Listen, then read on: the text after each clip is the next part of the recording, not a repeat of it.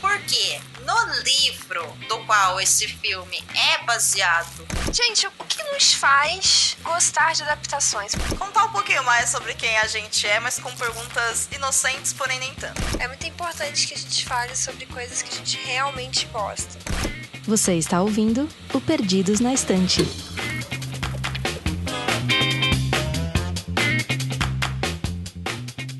Boas-vindas ao Perdidos na Estante, o podcast onde a literatura encontra as telas. Eu sou a Domênica e estou de volta do nosso recesso para um novo ano cheio de episódios sobre livros e adaptações incríveis e imperdíveis para você que está aí do outro lado. Para começar bem, hoje eu tô aqui com a Amandinha. Oi! Finalmente, né? O primeiro do ano, já estava com saudades. Muito bom, amiga. E a gente vai começar já com um tema necessário que é a cara do Perdidos na Estante, porque hoje a gente vai analisar um livro que é mega importante para quem gosta de terror e para quem é fã das obras do Stephen King. A gente está falando do primeiro livro dele, que é Carrie a Estranha, que gerou uma franquia de filmes e em breve contará também com uma minissérie dirigida pelo Mike Flanagan. Em 2026, a primeira adaptação de Carrie completa 50 anos e neste episódio, eu e a Amandinha vamos revisitar o livro e as suas adaptações, discutindo sobre a evolução do comportamento dos personagens da história, a relação abusiva entre Margaret e Carrie White, o papel da professora de Jardin, o papel da Sue, da Chris, do Billy, do Tommy e muito mais. Além disso, nós vamos analisar qual é a simbologia que o sangue, a água, a terra e o fogo tem para essa história, porque são elementos muito importantes e que tem tudo a ver com a história que o King tá contando pra gente. Mas antes disso tudo, bora dar uns beijos.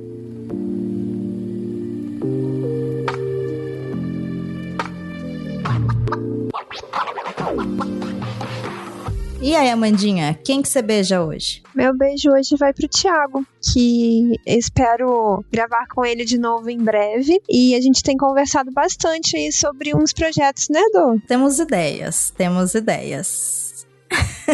Beijo, Ti. Um beijo, Ti. E o meu beijo vai pra Ive Godinho, pro Matheus Auge e pra Rogéria, que deixaram recadinhos lá nos episódios pelo Spotify. Um beijo pra vocês, feliz ano novo, é muito bom ter vocês aqui com a gente. Bora então pro episódio, Amandinha? Bora.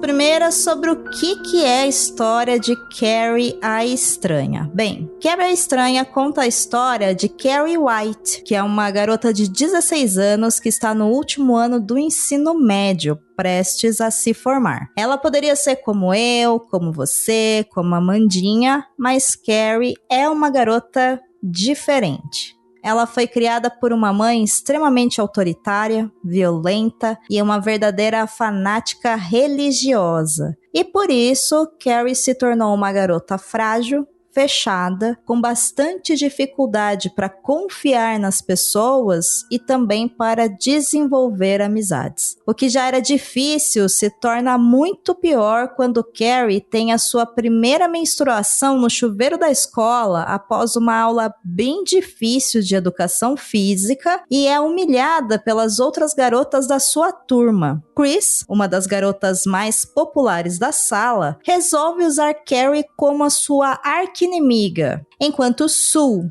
uma outra garota popular, decide ajudar Carrie indiretamente, convencendo seu namorado Tommy a convidá-la para o baile. A ideia de Sue é boa, o problema é que Chris e o seu namorado Billy, um garoto extremamente violento e bastante desajustado, resolve fazer com Carrie. O que ninguém dessa escola e dessa cidade esperava é que Carrie tivesse poderes telecinéticos recém-descobertos e resolvesse se vingar deles. Vingança essa que, vamos ser bem honestos aqui, foi bastante merecida.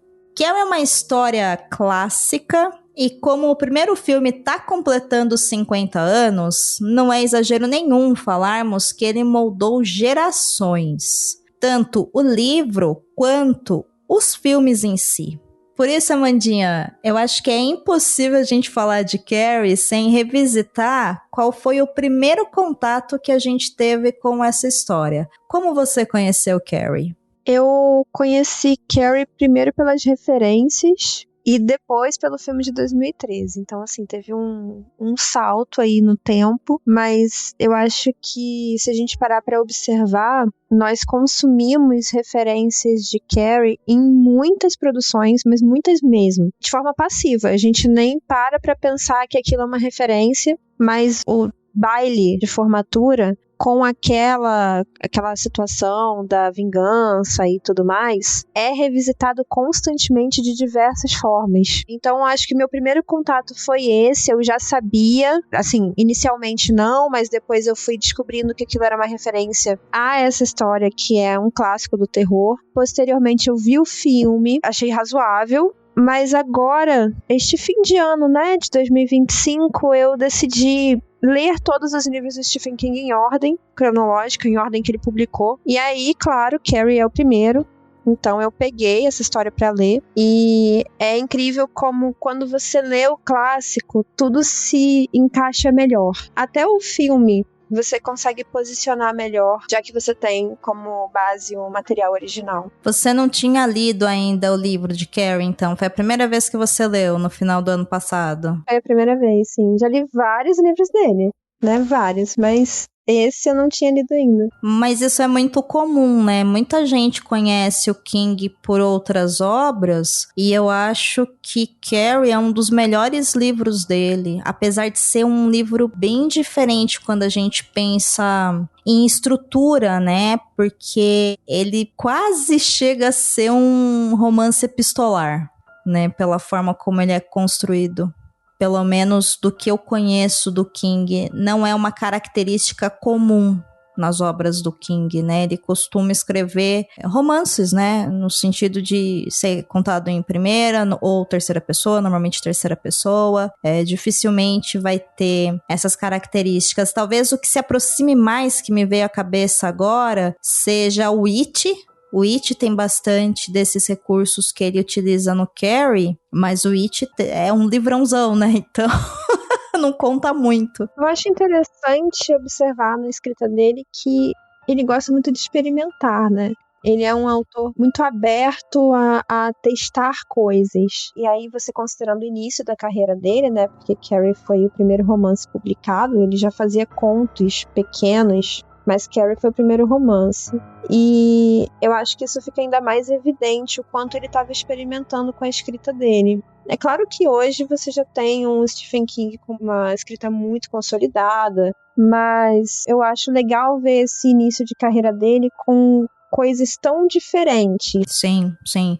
E eu acho Carrie um livro extremamente trágico e traz aquele King do terror, que é aquele terror que a gente já falou algumas vezes aqui em episódios do Perdidos, que é aquele terror que não é do monstro que vai te assustar. O que assusta na história da Carrie não é o poder de telecinese e a vingança que ela faz, mas é a situação na qual ela passa a vida toda, são as humilhações que ela sofre, é o que coloca a Carrie naquela situação ao ponto de perder o controle e fazer o que ela faz, sabe? Eu acho essa habilidade do King de colocar a gente em contato com a natureza humana e esse lado ruim e muitas vezes maligno que nós podemos ter, essa habilidade que ele tem, né, de puxar isso também para as estruturas sociais, né? É a escola, é a família, é a sociedade, é a relação social, é a importância do baile, é o fato dela ser uma adolescente. A opressão religiosa. Sim, a opressão religiosa, né? Que inclusive a opressão religiosa é uma coisa que o King coloca em muitas obras dele, né? Ele trata muito isso, mas essa habilidade, né, que o King tem de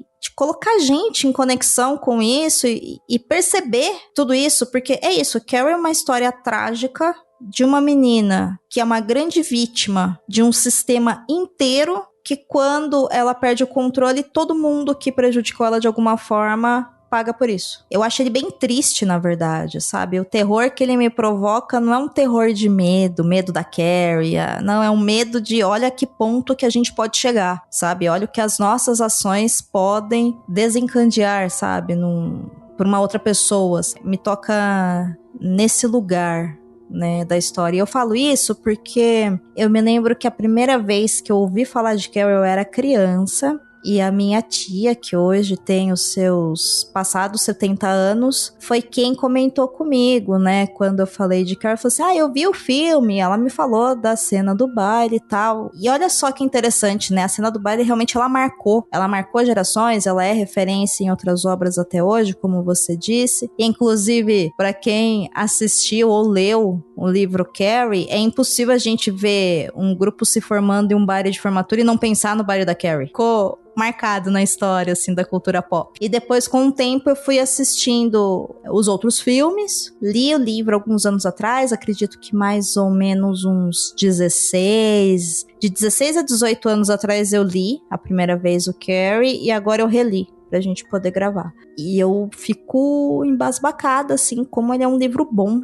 sabe? O King fez um livro de lançamento muito bom. Não à toa, 2 anos depois, ele já estava sendo adaptado pro cinema, né?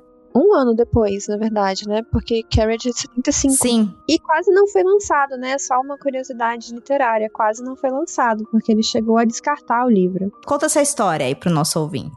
Foi a esposa dele que eles passavam muita dificuldade, né? Financeira, início de carreira, aquele negócio todo. Ele era professor. Acho que ela era professora também. Eles viviam num trailer. E ele escreveu, ele tava muito preocupado com dívidas e tal. Tinha que vender uma história. Ele escreveu um pouco, acho que 2 capítulos, uma coisa assim. Ele não gostou e jogou no lixo. E a esposa dele viu aqueles papéis ali no lixo. Ele até fala, o perrengue financeiro era tão grande que ele escrevia em todos os espaços em branco da folha para conseguir fazer durar a resma de papel. Ele não podia ficar comprando papel assim.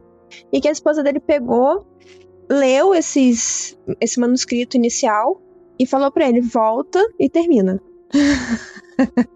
E aí ele terminou, mas ele diz que terminou assim, só pensando no dinheiro mesmo.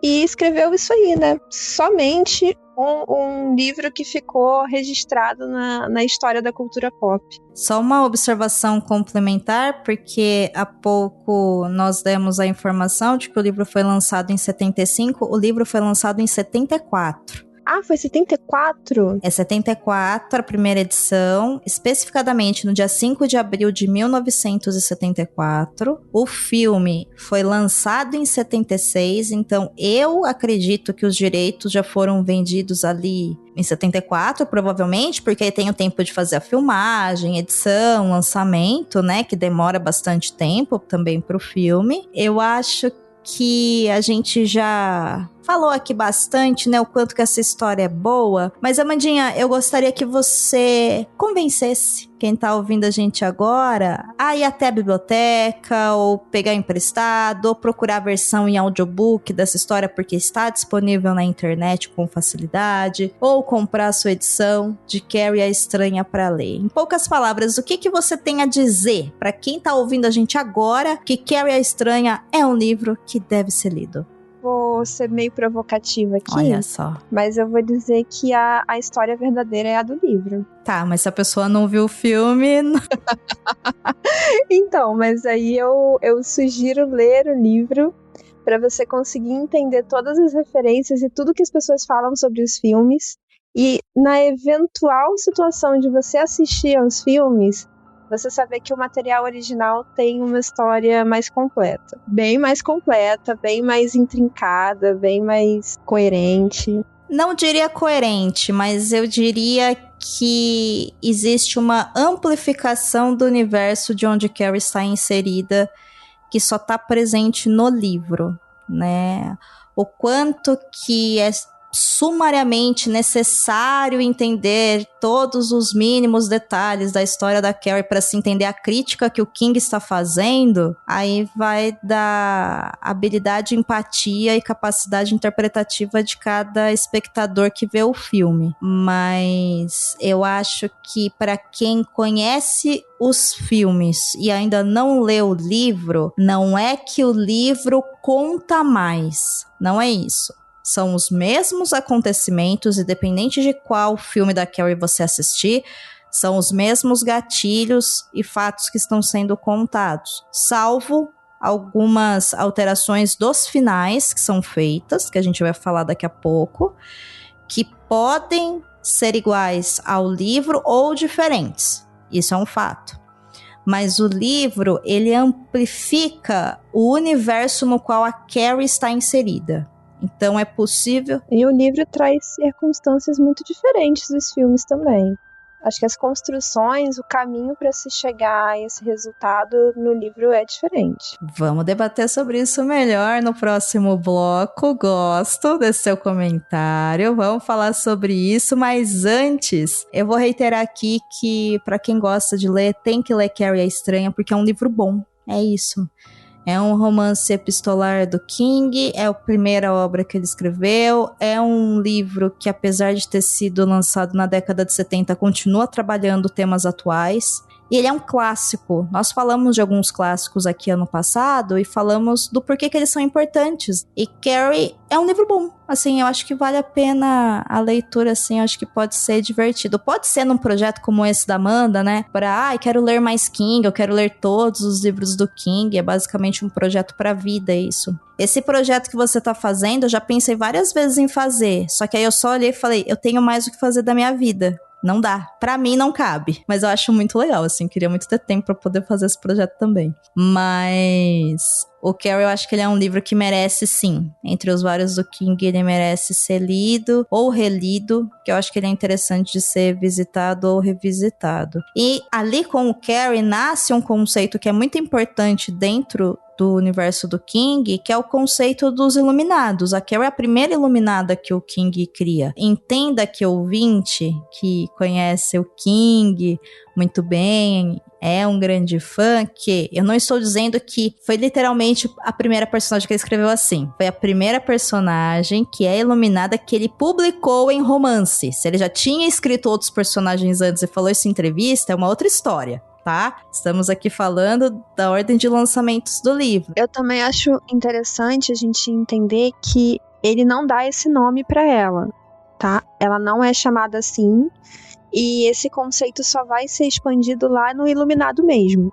Só que leitores mais experientes de Stephen King sabem disso, mas o ouvinte também precisa ficar atento que todos os livros do Stephen King, exceto aqueles que são parte de série ou de uma trilogia, que seja, mas, no geral, todos eles podem ser lidos sozinhos e você consegue entender, sem problemas. Porém, quase todos, né, uma grande maioria, faz parte do que os fãs, e o próprio Stephen King já admite essa nomenclatura de macroverso, né, do Stephen King. Ou o Kingverso. Ele gosta de conectar os livros, ou pelo menos as temáticas dos livros, de alguma forma. Então a gente fala que ela é a primeira iluminada, não lá em 1974, quando ele escreveu, que ele ainda não tinha escrito Iluminado, mas hoje, que a gente percebe que ela faz parte ali de todo um universo cósmico que ele criou. Você já leu A Torre Negra? Não, mas eu vou ler em breve. Então, porque tem essa questão. Eu não li, mas assim, eu já sei quase tudo, porque eu pesquisei muito. Na verdade, eu só me interessei a ler e fazer esse projeto porque eu pesquisei muito. Esse tipo de spoiler que eu procurei porque eu estava curiosa, isso não me incomoda tanto. Tudo isso também vai se conectar eventualmente na Torre Negra. Sim, que é a base, né? E é ali realmente que o King chega e fala, sim, gente, eu estou criando um universo meu.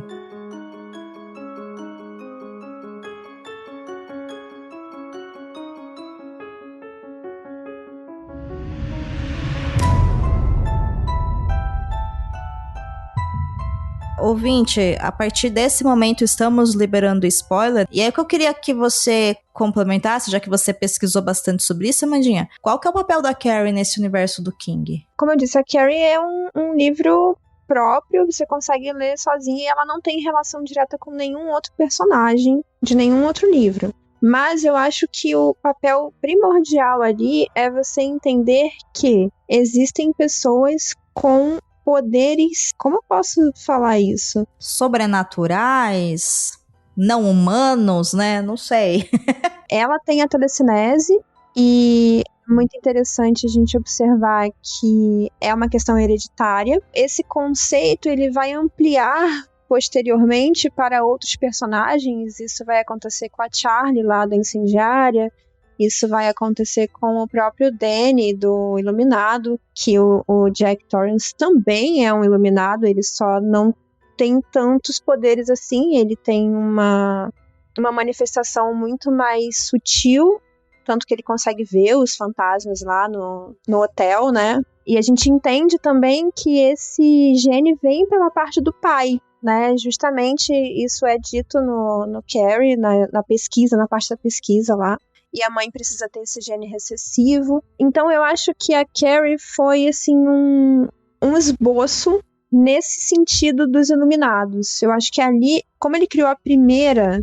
Isso aqui sou eu interpretando, tá? Não tô falando que ele disse isso, não. Como ele criou a primeira, ele ali abriu as portas para que isso fosse possível dentro da cosmologia dele.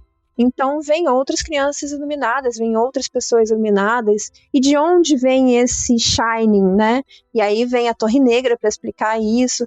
Então, ela não está diretamente conectada com outros personagens, mas eu acho que o papel dela é fundamental nisso pra gente entender. Sim, e tem uma coisa interessante que me veio à cabeça agora a partir da sua fala, Amanda, que dá pra gente mergulhar um pouquinho nessa questão da crítica que o King faz na história de Carrie pelo seguinte: como nós falamos, boa parte da história da Carrie está vinculada a essa questão da opressão religiosa, na figura desse Deus que é um Deus maligno, que é um Deus que castiga, que é um Deus que pune. E a Carrie, ela tem telecinese porque ela é fruto de uma relação entre um homem que tinha esse gene e uma mulher que tinha esse gene recessivo, mas se tivesse só a mãe recessiva, ela não seria uma iluminada, ela não teria esse poder. Então, a gente pode entender que a Carrie acaba sendo assim por uma ação indireta, que é uma consequência de quem o pai dela é. E isso, pra mim, abre uma possibilidade da gente pensar justamente nessa opressão vinculada ao masculino que o King coloca na obra, né? No sentido de que é o pai da Carrie que tem o gene, então por isso que ela é assim, ela é, com muitas aspas, amaldiçoada. A mãe dela é extremamente religiosa e fala que é um deus homem que pune a mulher porque a mulher é inferior. Eu não sei o quanto que o King tinha uma intenção, né, de fazer meio que um comparativo entre isso, ou se era mais uma ideia de, pelo fato da Margaret White ser uma mulher extremamente religiosa, fanática, entendendo que Deus é essa figura opressiva, punitivista, e ela basicamente se rendeu ao pecado, então ela falhou, e aí ela é castigada por esse Deus. Há uma interpretação também que algumas pessoas entenderam da história, né? E aí eu acho que o filme contribui muito para essa imagem de que o pai da Carrie, e aí é interessante porque existe uma diferença entre o destino, né, do pai da Carrie no livro e no filme, mas de entender que o pai da Carrie poderia ser um demônio, porque ele tenta a mulher, porque ele que passa o gene, porque ele não está presente, sabe? Então, dá pra gente também refletir sobre o papel desse homem punitivista opressor que humilha as mulheres e determina o futuro dessas mulheres à força, que essa história do King coloca. De novo, eu não sei se a intenção do King era essa, mesmo porque essa ideia de passar características por gene é muito típico da cultura estadunidense, né? Eles acreditam muito nessa coisa de que os genes determinam quem a gente é, o que a gente gosta, como a gente age. Mais ou menos igual a galera aqui no Brasil acredita em signo. Eles acreditam de verdade, né? Que se você é uma pessoa que tem o gene da empatia, e aí você tem um filho com alguém que tem o gene da empatia, então provavelmente seu filho será muito empático, né? Eles têm essa ideia de que os genes determinam como as pessoas serão fisicamente, psicologicamente, né? Eles tiram basicamente toda a ideia do ambiente, né? E como que isso interfere no desenvolvimento humano. Mas dá pra dar uma reanalisada na obra Carrie, olhando por esse lado, né? Da figura masculina nessa história toda. Representada pelo pai e por Deus. Demônio eu não gosto muito de interpretar dessa forma, não. Porque eu acho que a crítica ali é sobre... não sobrenatural, e sim sobre as pessoas, né? Então, o que a gente consegue tirar de fato do livro é que ele era um homem abusivo, agressivo, não querido pela sociedade ali daquele lugar, né? As pessoas desprezavam o pai dela, porque consideravam que ele era um fanático religioso, meio perturbado da cabeça por causa disso, e muito violento, tanto que ele ia pro trabalho armado, tem uma situação dessa no livro, né? Então você vê que ele não era um cara querido por aquela população. Mas eu gosto de pensar assim na questão da opressão em geral, e aí a gente tem muita figura masculina sim no livro, apesar de não ser exclusivamente masculina, né? Porque eu acho que a Carrie é oprimida de todos os lados, tanto por homens quanto por mulheres. Eu acho interessante a comparação do pai com Deus, o Deus que a mãe dela fala, tá? Sim, claro, óbvio. Gente, quando a gente tá falando de Deus aqui, a gente tá se atentando ao Deus da mãe da Carrie, não ao que você acha que é Deus. É o Deus de vingança, não é o Deus de amor. Eu acho interessante a comparação porque o pai da Carrie naquele momento do livro é só uma figura, só um símbolo, né? Porque ele já é falecido. Então ele também tem um papel meio metafísico ali, né? Dessa coisa de... a memória dele é evocada para dar medo na Carrie, para deixá-la se sentindo culpada, para controlá-la. Da mesma forma que ela usa a figura de Deus, né? Então, teu pai ficaria mortificado de ver você fazendo isso. Então é a culpa. E Deus também entra nessa parte da culpa, né? De você é uma pecadora, você é suja, você é impura. Então eu acho que é uma analogia interessante, e também é interessante pontuar que a Carrie é fruto de um estupro. A gente entende que ela era uma relação conjugal muito complicada. A mãe da Carrie se recusava a ter relações com o marido, e numa determinada noite ele fica bêbado e a violenta, e daí ela fica grávida. Então isso também é um ponto marcante nesse contexto, na minha visão. Sim, eu acho que isso é um ponto marcante, e não foi a primeira vez que a mãe da Carrie sofreu um abuso sexual por parte do esposo. Sim. Porque... olha, eu assisti aos 3 filmes, eu estou na dúvida se em algum deles fala, mas salvo engano não é falado isso em nenhum dos 3, tá? 2 eu tenho certeza que não é. Eu fiquei na dúvida em um, mas pelo que eu tô puxando na memória não é citado. Mas o fato é que no livro, inclusive, é falado, né, na história, que teve um aborto antes de se casar com esse homem, porque...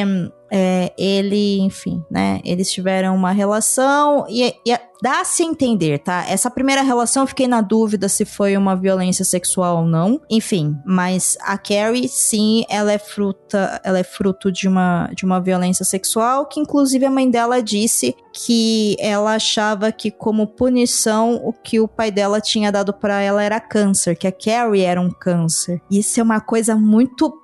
olha, é muito... dói falar isso, sabe? É muito pesado, dói. Sabe? Assim, eu me sinto mal de repetir, apesar de ser ficção, assim, eu tô mal. Eu sei que a grande vítima da situação é a Carrie, Mas como mulher, eu não consigo não olhar pra Margaret e pensar, essa mulher precisava de ajuda. Com certeza. A Margaret, eu acho que ela é uma vítima, mas ela é uma vítima de circunstâncias as quais a gente não tem profundidade nem mesmo no livro. Porque o que a gente sabe é que a Margaret sempre foi uma pessoa fanática religiosa, sempre, ponto. Que a avó da Margaret tinha poderes sobrenaturais, né, enfim, tal como a Carrie, e a Margaret passa, né, a desenvolver esse fanatismo religioso e a crescer com isso. Então, toda a vida dela é moldada nessa insistência da religião, desde sempre, bem de antes dela casar e ter a Carrie. Então,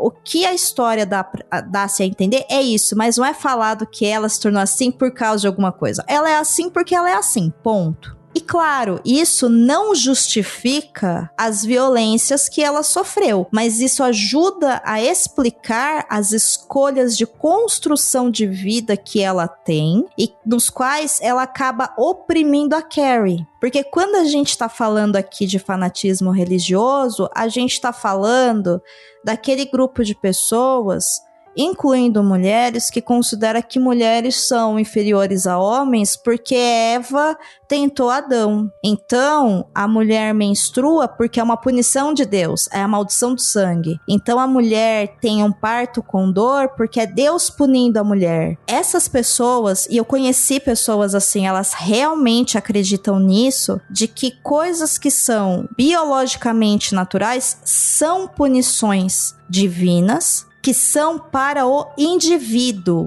Então, quando a Carrie tem a primeira menstruação dela, que é uma coisa completamente natural, para a Margaret é um sinônimo de que a Carrie é uma pecadora, por isso que Deus está punindo ela. Então ela oprime mais a Carrie. Ela faz isso porque ela quer salvar a alma da Carrie. Não importa o porquê que ela está fazendo, o fato é que ela está fazendo. Eu fico pensando assim, a mente dessa pessoa, porque o próprio fanatismo religioso, a gente falando aqui de uma questão de lavagem cerebral mesmo, sabe? Isso já é uma violência à pessoa. Então, assim, eu acho muito triste ver o quanto a Margaret, sabe, se afundou até o pescoço nisso. E com certeza isso tem consequências nas relações que ela desenvolve, e a consequência extrema é a relação com a filha. E eu acho interessante você já falar da menstruação, porque a menstruação serve como uma marca da impureza para Carrie, né? E aí a gente entra com o simbolismo do sangue, que tanto pode significar em algumas culturas a vergonha, né? A mancha de impureza, como também pode significar vida. E nesse caso específico, a Carrie é tratada como se ela tivesse sido marcada ali como pecadora. Eu acho que é interessante a gente entender Carrie partindo desse princípio. A menstruação não é a primeira cena à toa. É a primeira cena, assim, impactante do livro, né? Não é à toa. Ela acontece porque ali a Carrie está sendo marcada para a mãe e para a construção ali que ele vai desenvolver como a pecadora. E continuando esse pensamento seu, Amandinha, tem um paralelo que eu acho que é necessário da gente fazer, que é a presença da água. Que a água, ela é um símbolo sempre de purificação, né? Não à toa o batismo ele é feito na água, a água limpa. E a primeira menstruação da Carrie acontece enquanto ela está tomando banho. Então, é quase como se ela está se limpando, ela é um ser limpo e ela passa a ser amaldiçoada. Então, o sangue vem e suja a água. Não é a água que limpa o sangue, é o sangue que contamina a água. Sim, tanto é que ela não só se suja, como ela sai sujando tudo. Exatamente. Ela suja a professora de educação física. Enfim, é uma cena bem grotesca mesmo. Ele coloca de uma forma bem grotesca, que ela sai gritando e sujando tudo. Então, é como você falou, o momento de purificação é interrompido pela sujeira aqui, muito entre aspas. Claro, a gente tá gravando isso em 2026, mas ainda hoje em 2026 tem muitas pessoas que menstruam que entendem a menstruação como algo impuro, sujo, feio. E não, gente, é simplesmente uma reação natural da biologia de pessoas que têm útero e que podem menstruar, porque também não é toda pessoa que tem útero que vai menstruar, né? Mas, enfim, mas existe ainda esse peso, sabe? Então, falando aqui da minha experiência como mulher, eu fui ensinada que, olha, sua menstruação é uma coisa suja, então você tem que ficar mais retraída. Vergonhosa. Isso. Ninguém pode saber que você está menstruada. E quando a gente passa por essa experiência ali no início da nossa puberdade, né? Algumas pessoas a partir ali dos 9 anos, outras com 11, 12. É difícil, porque também envolve todo um aprendizado de entender o que é o corpo, questão de higiene, o que tá acontecendo comigo, como que eu lido com isso. É um aprendizado. Novas dores. Cara, é difícil pra caramba, assim, é um desafio e vem essa carga, sabe? Só da sociedade que isso é muito feio e assim, agora você é uma mulher. Então eu vou ser prejudicada, por isso eu vou ser punida. Sim. Você imagina o que isso significa pra Carrie? Porque, vamos lá, ela tá pra se formar, né? Assim, é muito incomum Sim. pra uma mulher ficar menstruada pela primeira vez nesta idade. É raro. E ela nem sabia o que era isso. O que não faz lá muito sentido se a gente for parar pra pensar. Porque ela estudava. Aí, ó, eu vou fazer aqui vou ser meio advogado do diabo aqui pelo seguinte, né? O livro ele é da década de 70. Eu não sei o que era ensinado no currículo de biologia das escolas nos Estados Unidos na década de 70 sobre essa questão da menstruação. Eu não sei se a Carrie tinha permissão da mãe para fazer essas aulas. Tem isso. Quando a gente assiste os filmes de 2002 e de 2013... a Carrie não saber o que é uma menstruação fica muito estranho, porque é claro que ela sabe, porque nessa época a gente tem certeza que isso era falado, mas não é sobre ela não saber o que é menstruação, entendeu? Aí é que tá o lance da história, né, do que o King tá propondo na história, que eu acho que a história, aí tanto o livro quanto todos os filmes abordam muito bem. A Carrie tá achando que ela está sendo punida por Deus por ter feito algo que ela não fez, por isso que ela acha que ela tá morrendo. Sim, ela não entende o que está acontecendo com o próprio corpo e ela foi criada para esperar uma punição, Exato. né? A vida dela é baseada no medo e na culpa. E tem que considerar que na aula anterior, imediatamente anterior, ela faz o time perder no esporte por uma falha no jogo, né? Ela tá jogando ali o esporte dela e ela erra e as meninas acabam brigando com ela. Né? Então, é muita informação pra Carrie, mas eu acho que tudo isso é só pra mostrar o quanto que essa garota, ela era uma garota não preparada para a vida, né? E o quanto que ela tava submissa e submetida a regras próprias criadas pela mãe dela, que é essa fanática religiosa que criava ela quase que no mundo paralelo. Sim, e absolutamente aterrorizada, né? Sim, absolutamente aterrorizada. E já que nós falamos da questão do sangue e da água, eu acho que é importante também a gente já fazer o link com o fato de que a grande humilhação da Carrie, que é no baile, acontece com sangue também, que é sangue de porco. E no Antigo Testamento, e para várias religiões que não reconhecem, né, a vinda de Cristo e a presença e existência, enfim, a mitologia de Cristo, o porco, ele é um animal impuro.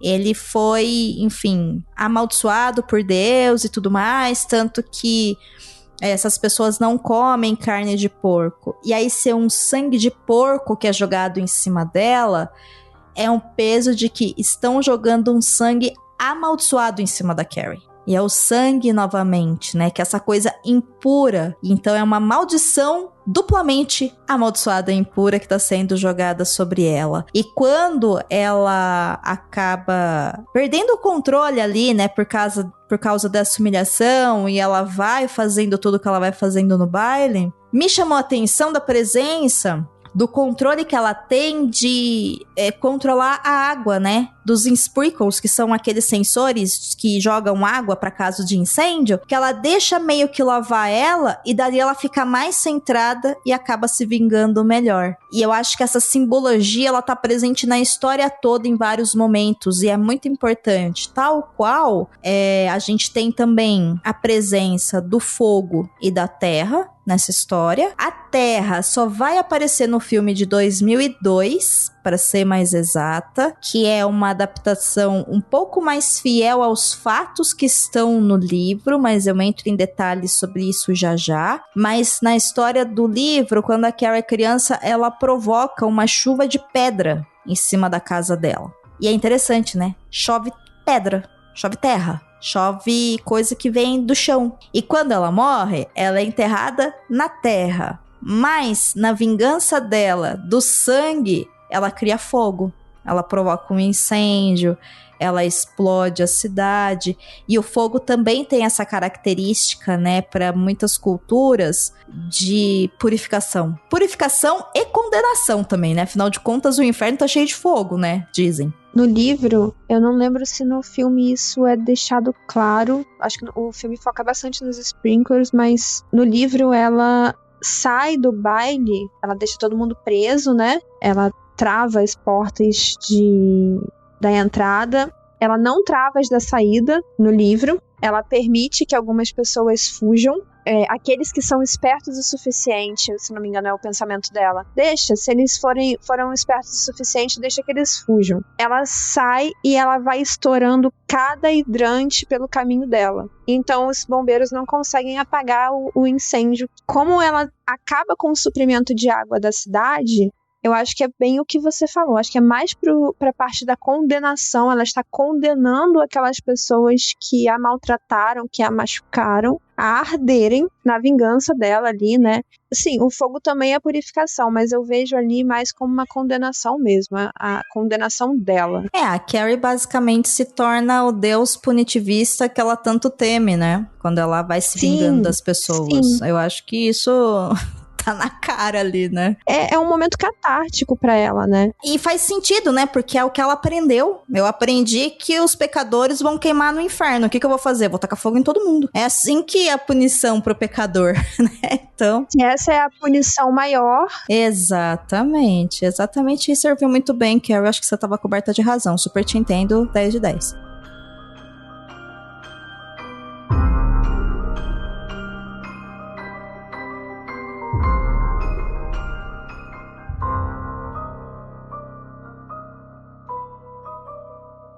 Bem, tendo dito isso, eu acho que a gente já explorou bastante vários elementos. Eu vou dar uma relembrada, né, nos filmes todos que temos de Carrie. E aqui vale dizer que nós temos vários, tá? Vários e vários filmes. Mas, muito brevemente, a história de Carrie se tornou aos poucos uma franquia de filmes em si, além dessas referências que estão presentes em várias obras, né, que são citadas em episódios de séries, de filmes, em músicas, em outros livros, como a Amandinha citou alguns minutos atrás no início do nosso programa.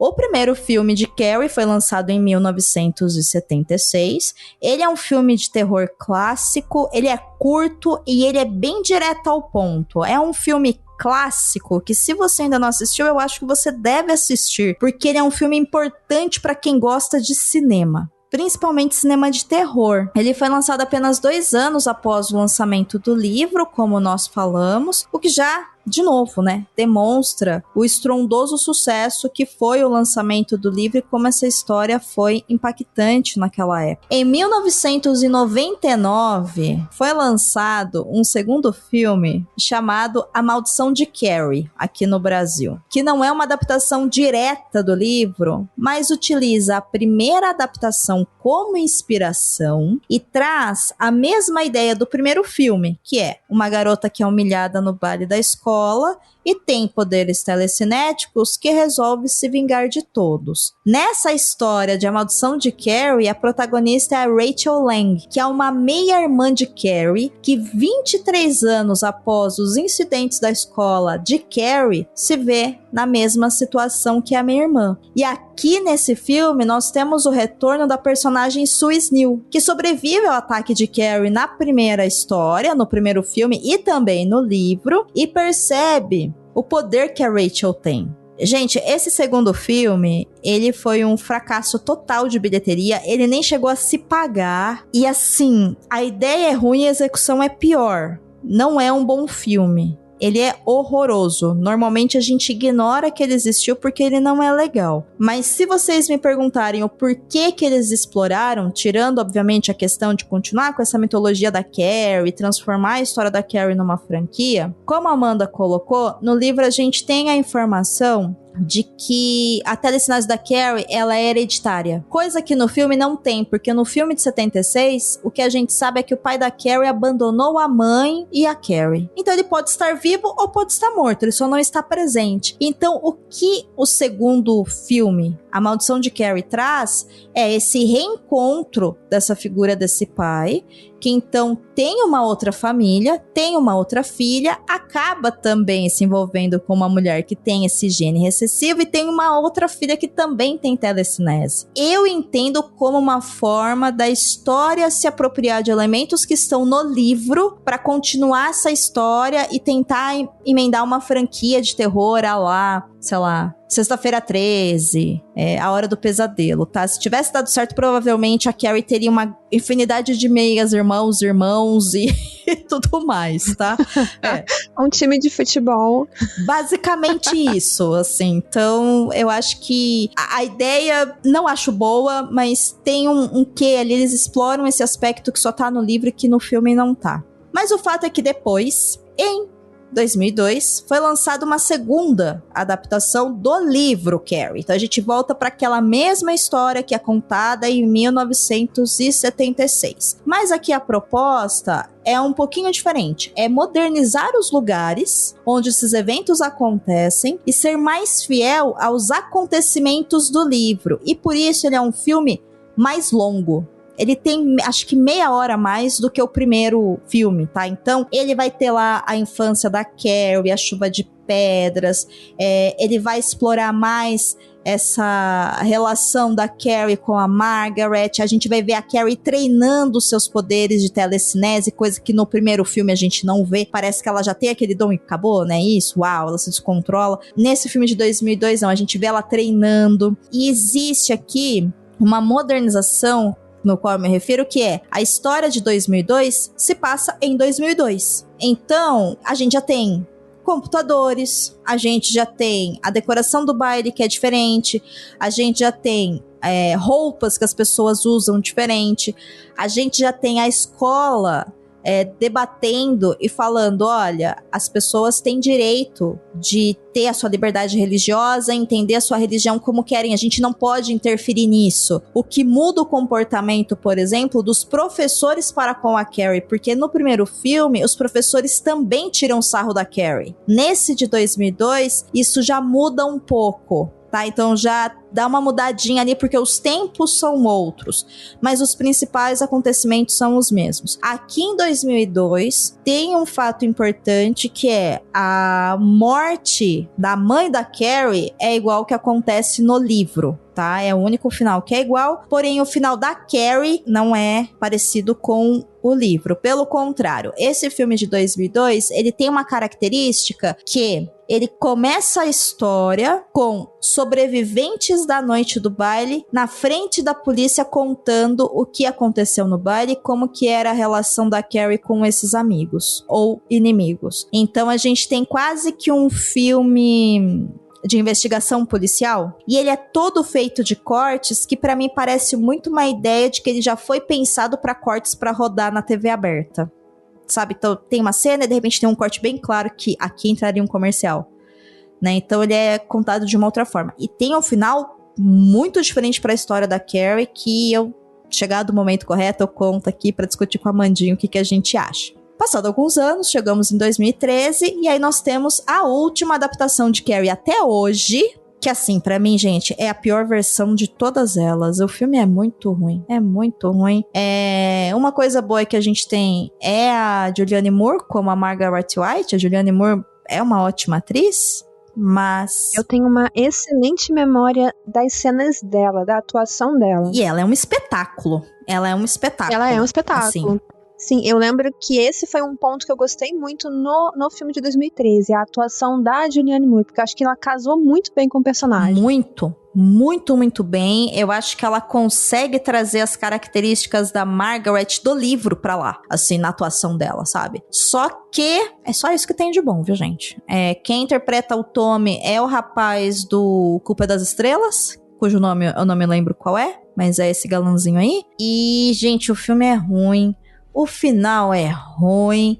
É ruim, assim, o de 2013, ele é muito ruim. Ele também coloca uma modernização na história. Então, por exemplo, é interessante da gente entender o seguinte: a própria franquia de filmes, ela acaba homenageando os filmes que vêm antes. Então, nesse filme de 2013, nós temos a morte da mãe da Carrie, como acontece no filme de 1976. Claramente uma referência, uma homenagem. Nós também temos a Carrie, quando ela tem a humilhação no banheiro após a primeira menstruação. As meninas vão humilhando ela e elas filmam isso, gravam, e a Chris coloca isso na internet. Porque a gente já tá em 2013. Pra mim, isso é uma forma de mostrar que a forma do bullying, da humilhação, ela foi sendo modernizada no passar dos tempos, né? O que era uma humilhação em 73, com o avanço da tecnologia, em 2013 vira uma coisa muito maior. E na cena do baile, quando a Carrie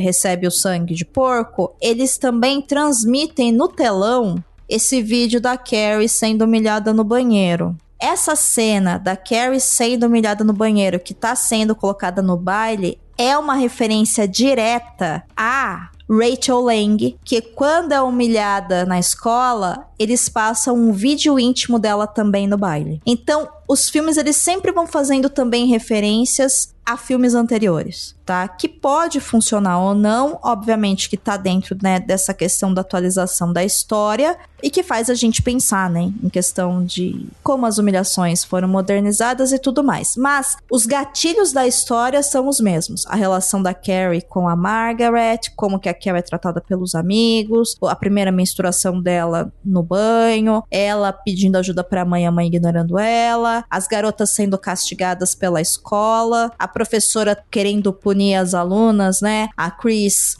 falando que não vai, e ela não vai mais pro baile, e aí ela com o Billy organizam tudo pra punir a Carrie, a Sue com consciência pesada pedindo pro Tommy chamar a Carrie pra ir pro baile, a Carrie aceitando depois de negar, a Carrie tendo a melhor noite da vida dela, a humilhação, a Carrie se vingando, a Carrie indo pra casa, a Carrie matando a mãe, a Carrie morrendo. Salvo o filme de 2002, onde o final da Carrie é diferente. Então assim, a história é a mesma. O que muda são esses elementos, tá? Bom, tudo isso para falar que eu acho que a Sue e a Chris, a Amandinha, elas são muito importantes, tá? Mas eu percebo uma diferença grande nessas personagens, de acordo com o livro e com as adaptações, principalmente a partir daquele ponto que a gente falou, da presença desse homem que pune e oprime mulheres. Porque no livro, a Chris fala que ela quer se punir da Carrie, mas é o Billy,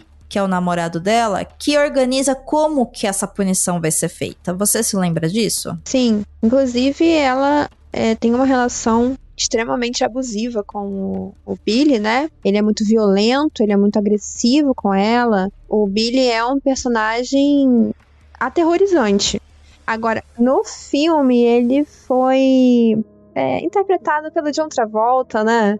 Aí tem isso, a gente tá falando do filme de 76, né? Ele foi interpretado pelo John Travolta. Naquele mesmo personagem dele, de bad boy da década de 70. um bad boy com charme, né? Eu não sabia que ele fazia esse filme. Eu tomei um susto quando eu vi o John Travolta. Eu falei, que Novinho. esse homem tá fazendo aí? No auge dos seus 21 aninhos de idade, um bebezinho. E ele não interpreta bem o personagem do Billy, porque é provavelmente roteiro também, né? Aquele não é o Billy. Aquele é só um cara meio babaca, inconsequente. O Billy é uma pessoa extremamente de caráter duvidoso, mau caráter mesmo, e extremamente agressivo, extremamente violento, então ele não parece nem um pouco o Billy do livro. Mas eu concordo com você que ele é um personagem muito importante pra gente entender também essa questão punitivista do livro, essa visão que o livro traz em relação aos homens. É, porque o Billy de 76, ele é sim um cara babaca. Ele tá dirigindo, ele responde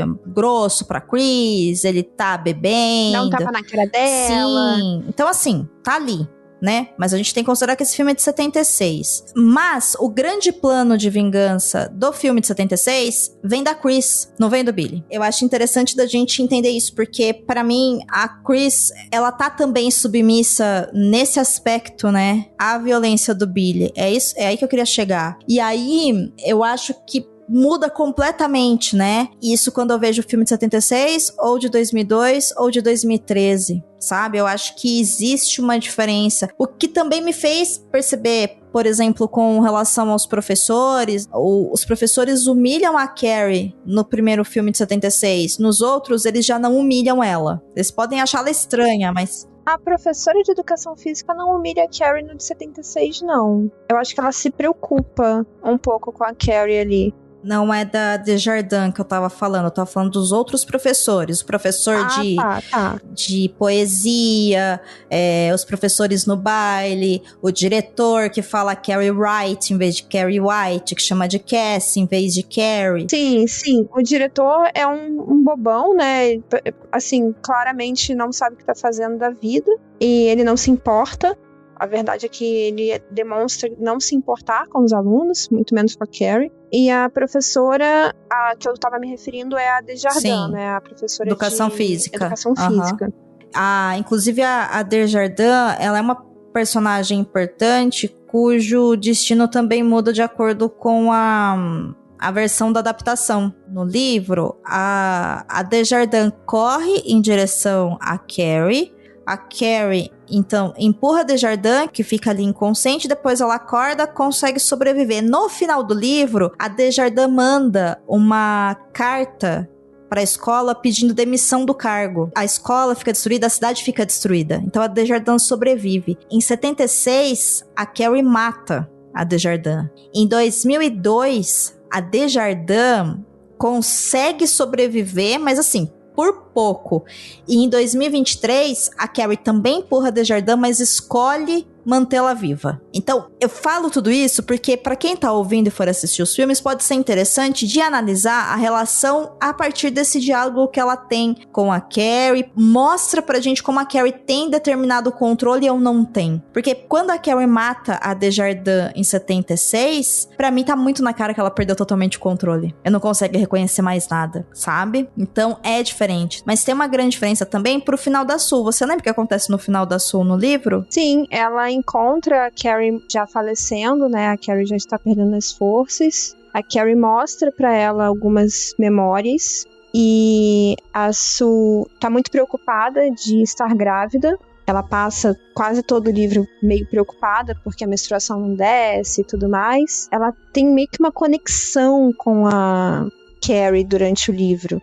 Ela sente umas coisas. Quando acontece a situação no baile, a Sue sente que tá acontecendo algum problema, ela vai até lá, porque ela não vai pro baile, né? Ela fica em casa. E aí ela vai meio que sentindo a Carrie. Ela encontra o corpo da Carrie num lugar mais isolado. E ela fica com a Carrie até o momento da morte.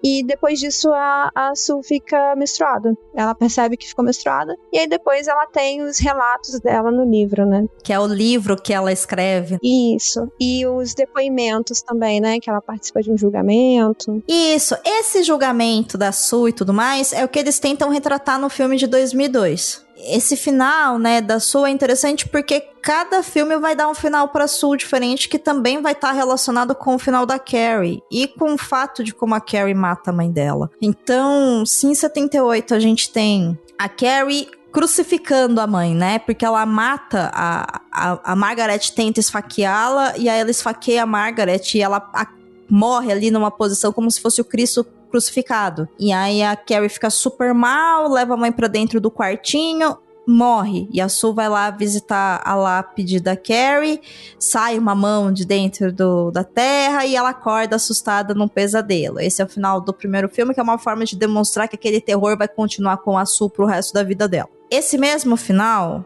da morte da mãe da Carrie é o que acontece no filme também de 2013. Mas ali, a Carrie fala pra Sue que a Sue tá grávida de uma menina. E aí, a cena de referência, né, ao filme de 76, é no parto da Sue, que ela tá lá pra parir, e de dentro dela sai a mão da Carrie. Meu Deus, que... que grande bosta. Mas não, gente, o filme de 2013 é bom, confia. Eu não me lembrava disso. Isso é uma referência, obviamente, ao filme de 76, né? Mas é uma E aí depois a Sue acorda assustada, igual a cena de 76, mas ela tá grávida. Aí você fala, zero sentido, né? Só pra causar. Uma merda inacreditável, inaceitável e imperdoável. Não é à toa que é uma bosta. Já em 2002, me chama a atenção que é bem diferente, porque assim, a Carrie, ela vai pra casa, ela destrói a cidade inteira em 2002, tá? Ela vai pra casa e quando ela chega, ela vai tomar um banho na banheira. E aí a mãe dela, quando vai tentar matar ela, em vez de tentar matá-la com uma faca, tenta afogá-la. E eu tô falando isso porque aí a gente volta pra aquela ideia da simbologia da água que a gente tava falando, lembra? Uhum. E a mãe dela tenta afogá-la, e aí ela abre o olho debaixo da água, quando você acha já que ela tá morta. E aí ela vê o coração da mãe dela e esmaga o coração da mãe dela, que é como ela mata a mãe dela no livro. Sim, ela faz o coração parar. Exato, é que ali no filme eles colocam isso, né, numa versão mais gráfica, que ela vê o coração e ela esmaga o coração, né, pra gente poder entender o que ela tá fazendo. Mas ela mata a Margaret como no livro. E aí ela levanta da água, a Sue chega, a casa tá desmontando, e aí a Sue fala pra ela, Carrie, você tem que sair daqui, né? E a Carrie fala, não, eu não posso porque eu matei minha mãe, porque eu estraguei tudo, mas a Carrie não sabe o que aconteceu, entendeu? É como se ela, quando ela fez as coisas no baile, quando ela matou a mãe dela, ela tivesse fora de si. Ela tivesse agido por impulso, mas não se recordasse. E a Sue fala, Carrie, você tem que sair daqui. E ela tira a Carrie de lá, viva, ajuda a Carrie a assumir uma nova identidade, e ela tira a Carrie viva da cidade para dar uma nova chance de vida para Carrie.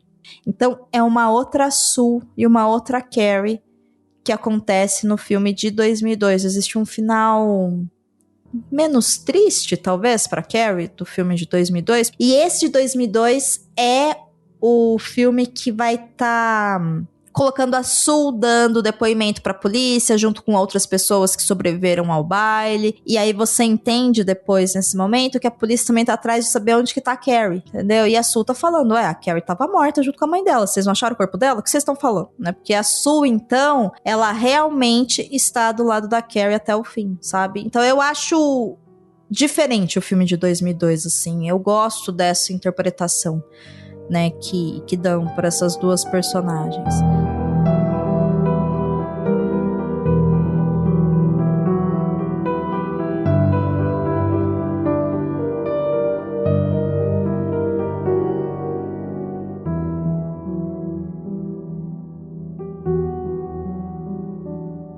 Amanda, agora que eu te contei todos os finais, você consegue entender como esses finais, eles impactam a história e mudam a história da Carrie, a história que está sendo contada? E Completamente. É outra história, porque você tá lidando ali com diferentes visões. É como eu falei antes, né? São caminhos diferentes para chegar a um resultado.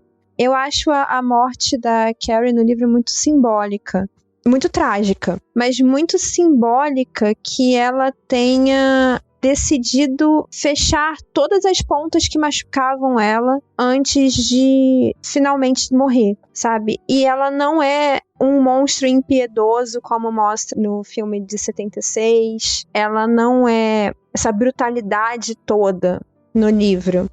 Ela tá muito querendo vingança, assim, no baile, mas eu percebo que ela tá o tempo todo bastante consciente do que ela tá fazendo. Ela lamenta por estar fazendo isso. Ela sente muita dor por estar fazendo isso. É muito legal o recurso do livro que o Stephen King usa, da gente ver a consciência da Carrie, né? Ele coloca entre parênteses como ela tá se sentindo, o que ela tá pensando. Então, isso deixa o livro ainda mais angustiante, porque, especialmente nesses momentos finais dela, quando ela vai pra casa, confronta a mãe, ela trata a mãe com bastante humanidade até, porque ela percebe que a mãe quer matá-la e ela mata a mãe com, digamos assim, misericórdia, né?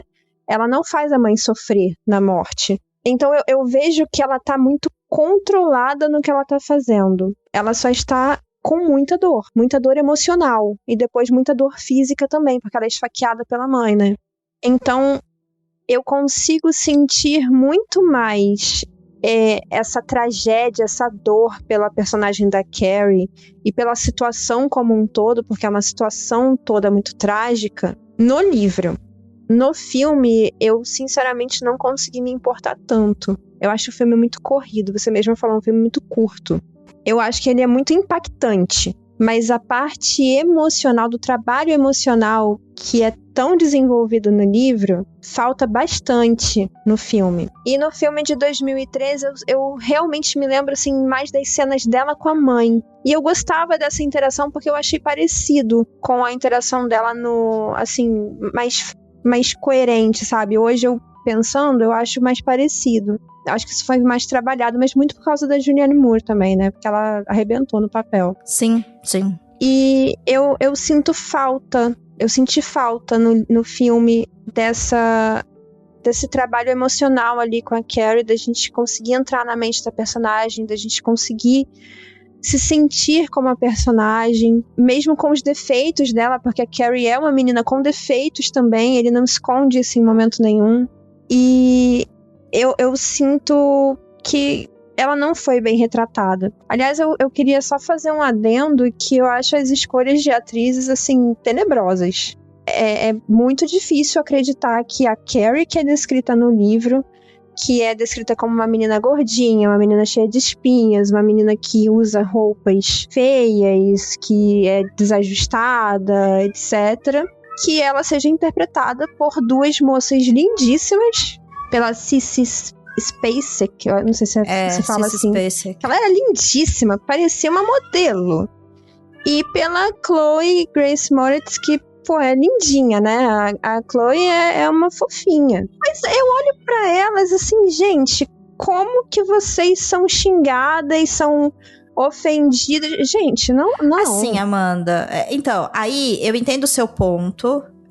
Mas, por exemplo, eu acho que a caracterização da personagem da Sissy e mesmo da Carrie de 2002... A Carrie de 2002, pelas imagens assim que eu consegui ver, parece melhor. Que é interpretada pela Angela Betts. Pra mim, essa Carrie é muito boa. A de 70 e pouco, eu acho também que ela me parece desajustada. E aí a gente vai cair num ponto que é claro, né? O King, quando ele vai descrever a Carrie, porque ela é gordinha, tem a cara cheia de espinha, tarará. Tá, ok. Amanda, você sofreu bullying quando você era criança? Sofri. Você é linda. Como que você sofreu bullying quando você era criança? Você entende? Que assim, então, cara, eu entendo. É muito complicado. Eu entendo. Eu não tô justificando o bullying, não. Mas assim, eu tô falando pela descrição do... Pelo amor de Deus. Mas eu tô falando pela descrição do King, sabe? Ah, sim. Porque ele enfatiza que ela é uma menina feia. Ela não é bonita, ela não deve ser muito arrumada, provavelmente. Ela nunca teve a mãe ali falando, cuida do seu cabelo assim. Coisas que são básicas pra gente manter uma aparência, né, apresentável. Sim, mas eu acho que esses elementos, eles estão nas três Carries, tá? A ideia do o cabelo desarrumado, a roupa, que é uma roupa claramente fora do seu tempo, né? Uma adolescente não deveria estar usando uma roupa daquela. sabe? Então, assim, eu entendo esse desajuste. Pra mim, o fato das 3 Carries serem magras não faz a menor diferença porque não é sobre isso. Eu acho que a Chloe não deu conta e não fez uma boa interpretação, tá? Começa por aí também. E assim, a caracterização pra mim não é boa. E também eu acho que falta, porque assim, no livro ele não é só a aparência física, ele também comenta muito do comportamento dela, de, por exemplo, se ajoelhar pra orar pela comida no meio do refeitório, no meio de todo mundo, e aí todo mundo olha pra ela, tipo, o que é isso? Porque ninguém tem aquele tipo de comportamento. Então, eu acho que o filme não consegue explorar com tão pouco tempo esses comportamentos tão fora da curva assim da Carrie, pra ela ser estranha, entende? Eu acho que a de 76 é levemente diferente das colegas. A Chloe não senti tanta coisa assim, você percebe que ela é rejeitada, mas não vejo tanta coisa que justifique. E a de 2002 eu não consegui ver, mas me parece uma caracterização melhor pelos cortes e imagens que eu consegui ver. Ela é mais sombria, né? Eu não vejo a necessidade de, por exemplo, ter mostrado a cena da primeira série da Carrie quando ela ajoelhou no meio do refeitório pra orar, sabe? Assim, eu acho que o livro coloca isso é importante pra gente entender no livro, porque a gente tá entrando em contato com uma história do qual a gente não tem nenhum outro recurso ou linguagem disponível, e quanto mais informações a gente tiver, a gente precisa pra gente conseguir entender, né, aonde a gente tá entrando, né, qual é o universo, quais são as características desses personagens. Quando eu estou vendo um filme e eu estou vendo meninas lindíssimas vou pegar aqui o filme de 2013 como exemplo. Meninas lindíssimas com umbigo de fora, gostosíssimas, que são super transonas e usam drogas e bebem, e têm cabelos perfeitos e usam maquiagem. E eu coloco uma menina que tá com uma roupa toda fechada, um cabelo desgrenhado, olhando, né, com a franja na cara, se escondendo, se baixando, nananã, eu já entendo que aquela personagem é desajustada. Eu não preciso vê-la fazendo alguma coisa, se eu já tenho esses outros recursos, eu consigo perceber visualmente a diferença. Entende? Mas aí eu acho que é interpretação, né? E eu não interpretei dessa forma, não. Eu não fui convencida pelas atrizes mesmo. Eu entendo o que você tá falando, né? A Carrie do livro, ela é mais completa. Sim, a Carrie do livro, ela é mais completa, inclusive porque a Carrie do livro, ela é sua, né? A sua Carrie não é a minha Carrie do livro, né? Aí tá a magia da literatura, inclusive, né? Que permite que cada um interprete, mas eu acho que dá pra ver que elas são desajustadas. Entendeu? Eu acho que os filmes deixam bem claro. E aí também a gente tem que considerar... mas o filme de 76, eu acho ele direto ao ponto. Por exemplo, não dá pra ter uma noção que o Billy, ele é agressivo. Então, pergunta pra alguém que viveu a juventude em 70 e pouco, se o namorado batesse na cara e estivesse dirigindo daquele jeito, se era violência ou não. É fácil, entendeu? Olha, em 70 e pouco, se você tem essas meninas se vestindo desse jeito e essa se vestindo desse jeito, essa daqui está dentro, né? Ela parece estranha pra você, não parece? Porque tem isso, né? É a época onde esse filme foi lançado e para o público que está falando. Não, com certeza. Mas, assim, eu vejo uma tentativa ali de 76, uma tentativa que deve ter sido muito bem sucedida, porque senão ele não teria sido um filme consagrado no cinema, de popularizar a história. Sim, claro. Né? Não foi tratado como um filme cult, não. Foi tratado como um blockbuster na época. Tanto é que você tem um John Travolta no elenco. E é um filme que eu acho que é típico, né, dos filmes de 70 e 80. É uma história direta e objetiva. E palatável também, né? Mais palatável que o livro. Sim, perfeito. Porque eu acho que o livro é bem mais pesado. Sim. Eu acho que o visual, ele choca pelas cenas que a gente tá vendo. Então, claro, ainda é chocante a gente ver a humilhação da Carrie, a gente vê os porcos sendo abatidos, a gente vê as pessoas morrendo, claro que sim. Mas quando você tá lendo, você tá imerso ali, é muito mais. E aí, o filme de 70, ele tem essa característica dele ser mais direto ao ponto. O exemplo que eu vou dar no ano passado, eu gravei sobre o Rambo, né, Programado para Matar, que também é baseado num livro, junto com o André. Então, nós lemos o livro e reassistimos o primeiro filme. Se você vê o filme, os principais elementos da história estão ali.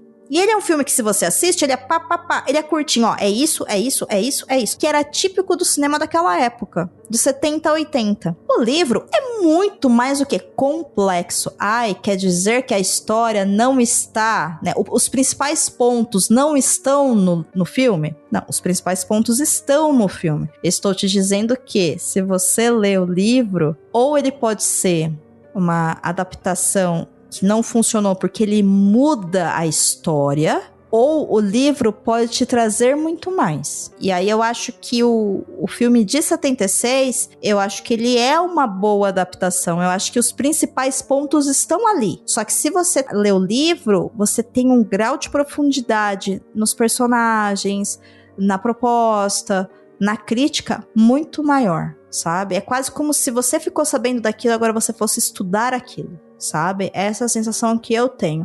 Eu gosto muito do filme de 76. Eu acho que ele é no ponto perfeito, assim, para 76, sabe? Os outros eu já acho meio questionáveis, né? O de 2002 eu gosto dessa alternativa de final feliz, né? Esperançoso. Pra Carrie, pelo menos. Mas o de 2013 eu acho ele horroroso. Horroroso.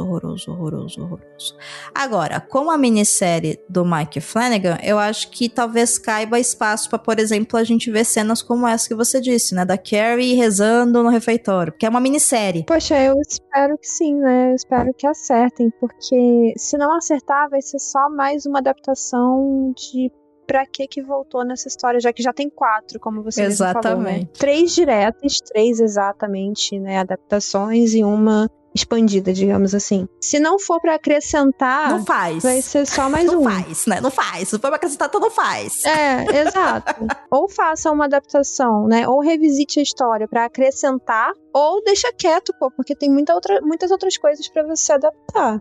Então eu tô aqui esperançosa de que seja uma adaptação justa, pelo menos. Você que gosta bastante do Mike, Amandinha, você acha que ele vai mergulhar em qual aspecto da obra pra focar a adaptação? Na questão religiosa. Você acha que ele vai mergulhar na psique da religião? Acho. O bullying também, né? Porque não dá pra você desvincular o bullying da história da Carrie. Mas o Mike Flanagan gosta muito dessa questão do limite da fé e do fanatismo. O Mike Flanagan gosta de trazer mais humanidade pro terror. Sim? Pode, e com certeza vai ter os elementos paranormais aí dela, da telecinese e tudo mais. Com certeza. Mas isso é uma característica, digamos assim. Provavelmente não um elemento narrativo central. Legal, Amandinha. Estou na expectativa que seja uma boa... Acredito que será minissérie, né? Eu conto aí com, sei lá, no máximo 10 episódios, vamos ver. O que nós sabemos é que as filmagens dessa minissérie já rodaram, tá na parte agora de pós-produção, de edição. Sabemos que será uma série do Prime Video mesmo, mas ainda não tem data de estreia, mas a previsão é para ser agora em 2016, devido aos 50 anos do filme. Amiga, 2016? 2026. Gente, desculpa. Olha, que maluquice que a gente fica, né? Não, é que assim, na minha vida eu falei mais vezes 2016 do que 2026, né? Justo. Eu sei que é uma justificativa horrível, mas é um fato. Ai, enfim. Tudo bem. Ai, gente, tudo bem. Desculpa ter voltado 10 anos, me perdoa. A trend, né? Onde você estava em 2016. É isso. Enfim. Muito bom. E pra fechar, Amandinha, os filmes, o livro continuam tratando de temas atuais? Resposta fácil. Com certeza. Né? É isso. Com certeza, né? Carrie se tornou um clássico contemporâneo porque você lê em 1974, quando ele lançou, você lê em 2000, você lê em 2026 ou 16, não muda muita coisa, só muda o contexto da época. Porque os temas ainda são os mesmos, a gente ainda continua com os mesmos problemas sociais e familiares e psicológicos e espirituais e tudo. Né? A questão do fanatismo religioso continua, infelizmente, trazendo muita tristeza, muita angústia, muita dor e muitas perdas para muitas pessoas. A questão do bullying, idem. E são os principais temas aí em Carrie. Você tem vários outros subtemas que você consegue explorar, no caso de uma minissérie, por exemplo, que você pode ter tempo de trabalhar questões emocionais dos personagens, mas os temas centrais são esses, né? Qual é o limite de uma pessoa? O quanto você aguenta tanta, desculpa a palavra, tanta merda na sua vida. E as consequências disso, né? Então, esses dois temas, infelizmente, continuam tão persistentes quanto. Perfeito, é isso. Eu acho uma obra maravilhosa. Leiam Carrie, assistam Carrie. É muito, muito bom. É isso. Amandinha, adorei revisitar Carrie com você.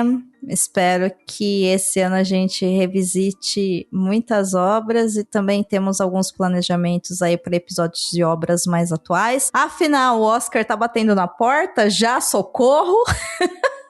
Pois é. E tem muita coisa para ser lançada em 2026 também. Tem bastante coisa. Vamos esperar que venham coisas boas, mas que tem muitas previsões, tem. É isso. Então, quer deixar algum recadinho final para nossa audiência? Apenas agradecer a audiência de sempre, agradecer a paciência de sempre com as nossas loucuras, divagações e tudo mais. E dizer que eu fico muito feliz de estar aqui de novo e espero estar outras vezes. Pessoa maravilhosa que nos ouve, muito obrigada por ter chegado com a gente até aqui. Espero que esse episódio tenha feito você pensar em Carrie por outros ângulos, por outros temas, de uma nova maneira. Espero que esse ano seja um ano muito bom pra ti, que você goste dos nossos episódios e do que a gente tá se propondo a fazer aqui. Amandinha, obrigada pela companhia, por ter disposto do seu tempo, energia e pensamentos. Eu que agradeço o convite, amiga. Sempre muito bom. Vamos gravar mais vezes. E eu aproveito para convidar você que está ouvindo a gente a seguir a gente lá no Instagram, o Instagram do Perdidos na Estante, @perdidosnaestantepod, POD. Lá no Blue Sky a gente tá como Perdidos na Estante. E nós voltamos com um novo episódio fresquinho sobre um tema inédito daqui 2 semanas. Um beijo pra você, se cuida por aí e até o próximo episódio.